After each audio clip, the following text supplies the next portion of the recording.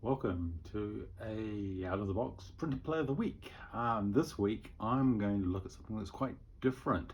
This is a solo storytelling NASA punk game RPG print and play. So you print and play this as a booklet, and this is a space adventure of exploration in an unknown environment. You play as a AI construct, and you've been abandoned in this hostile environment, and this game is about exploring that environment, gathering resources, as a narrative unfolds. It's got a lot of kind of RPG type aspects through it, so you encounter aspects of narrative, but you can kind of build it yourself. It's 24 pages, so you print it all out. I've bound it into a book. You need some dice, so you need 3 d10s. So 3 d10s. One of them I've got is a d100. So rolling rolls. The gist of it is you have sets of tables, because it is a solo RPG. So at the back you've got sets of tables. So in this case you've got encounter tables, location tables, discovery, which you get at the end. You've got structures, you've got upgrades that you can buy, and you work your way through sets of missions. There's 21 missions, and in each mission you're trying to collect a certain set of resources, or they call aspects in this game. You start the game off with a player sheet, so I've laminated mine, and you've got some basic allocation of attributes. And so you've got technology, analytics, and adaptability. When you allocate numbers, you can put 3, 4, 5 as your choice, and then each of these has a lower order attribute. So for technology, we've got robotics, IT, engineering. Analytics, we've got physics, biology, chemistry. And adaptability, we've got survival, communications, and navigation. And in each of these, you can adjust these from 1 to 3 as you so desire. What these are used for is that as you're going through the game, you have to do skill rolls, basically.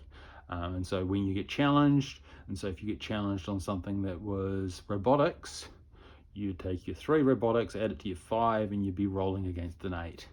So you run into something and it required physics, you take your physics score and add it to your analytics, and you'd be rolling against a 4. And so part of the game is about exploring the environment, and completing these missions that allow you to build equipment. So say mission 1 is a mechanical evolution. You assemble an automation assembly plant to boost the potential for your robotics. So you get an extra point for your robotics if you build that and complete that mission.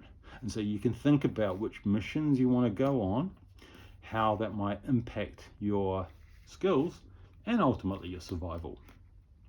You have 3 resources that you kind of use. You've got resources, energy, and data. And those get spent. You've also got a spacesuit at the bottom. You start off with some start-off equipment, and you get, as you gather resources, for every 10 resources you can collect on this column, you can cash them in and upgrade your equipment. And there's a whole page of different upgrades. So there's lots of things that you can pick on, and each of those give you different attributes. So this one gives you +1 biology, +1 robotics, again, customizing your character. So a lot of this game is about rolling dice.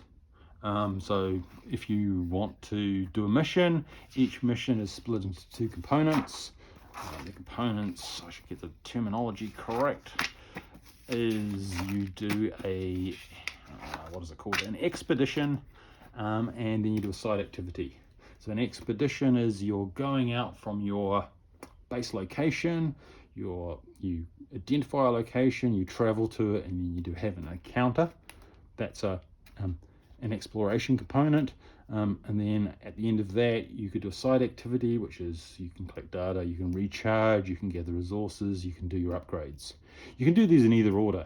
So say you're going on you want to go on a mission and you think you're going to need more energy, you could do the side activity first, then go, or maybe you go on that and then you use that to recover. You can mix it up as you work through. And so then a mission is a set of these expeditions where you do an exploration and a side activity. So when you make a decision to do one of these, then the first thing you have to do is decide or find out where you're going.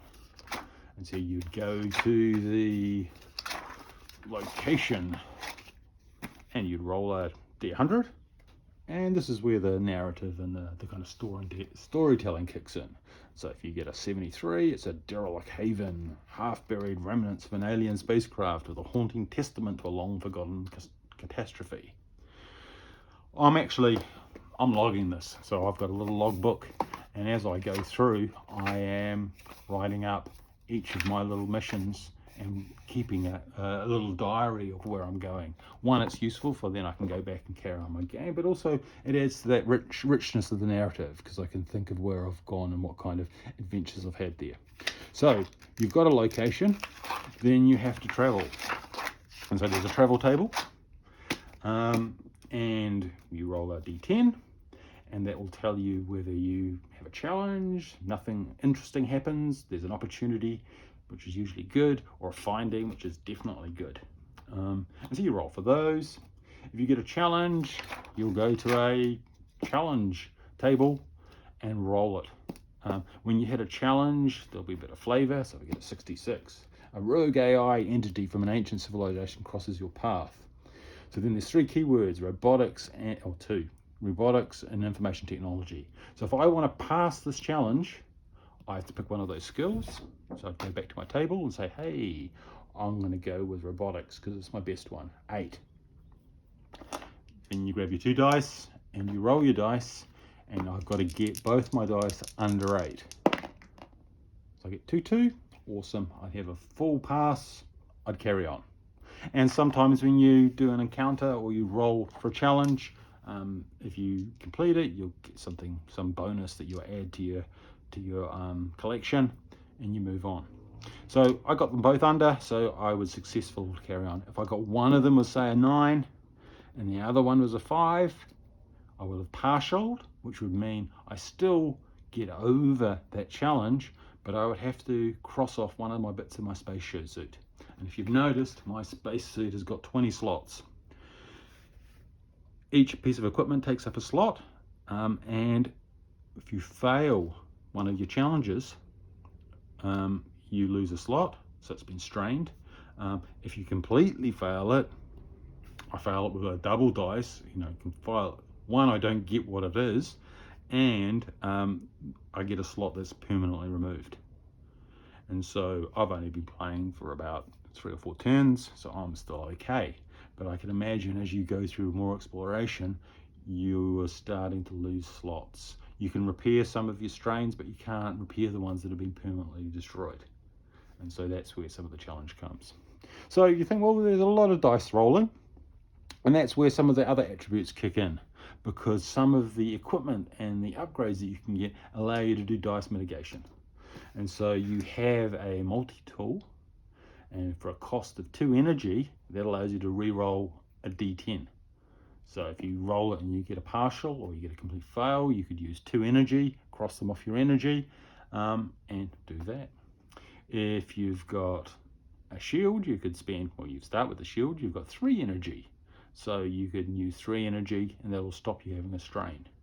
And so a part of this game is exploration of a unknown alien environment, rolling dice to give you the flavor and work out what challenges, what kind of encounters you're going to have. But also it's a game of dice mitigation, thinking about how you're going to use the resources that you've got in case you get into trouble. And so you can use your, you can stock up on energy, so then you've got at least got a re-roll, or you can use your shield. You can convert resources or resources that you find 2 to 1 down to data and energy. And you use data is information that you found about your environment that allows you to complete your missions. So if you remember way back at the beginning, I said we had a mission and you have to have these aspects. These aspects, you find them at different locations, and when you roll on your locations, there's if you get a 1 or a 2, very bad, you have a challenge, threat 3. If you get 10 plus, you get a challenge, an opportunity, a finding, and an aspect. And of course, you've only got a D10. So to get 10 plus, you need to change your results, and that's where you can use your data. So you can cross off data to give additional values to your dice rolls. You can use your energy to do dice mitigation.